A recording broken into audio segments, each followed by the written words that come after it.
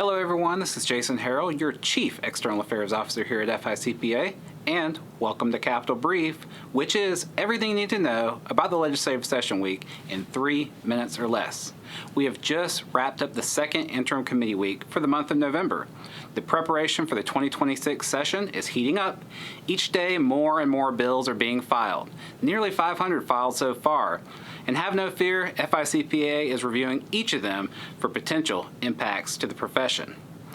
Over the last 2 committee weeks, the legislature has really hit the ground running with a lot of substantive meetings and some bills already beginning to make their way through the committee process. Nothing of major concern yet for the profession, but it is early and rest assured we are ready for whatever comes our way.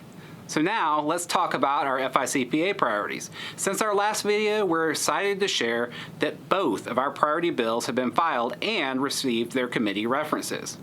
HB 333 by Representative Rep Blanco was filed and referred to the Industries and Professional Activities Committee, Career and Workforce, and Commerce Committee. Senate Bill 364 by Senator Gruters, our CPA senator, was filed and referred to Regulated Industries and Rules. It's unusual for a bill to get fewer than 3 committee references, which signals the great respect for our sponsor, as well as how well the policy is being received. Thank you to both of our sponsors and to Leader Jim Boyd and Senator Anna Marie Rodriguez for co-sponsoring in the Senate, and to Representatives Johnson and Benaroche for co-sponsoring in the House.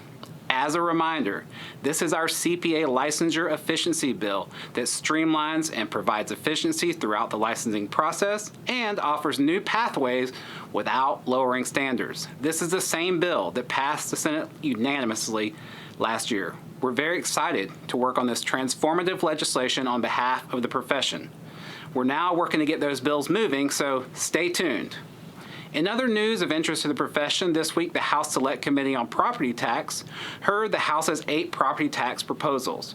After a robust discussion on the pros and cons of the ideas, the bills passed the committee and will now move forward in the process. It's still very early and there's a long way to go on this topic.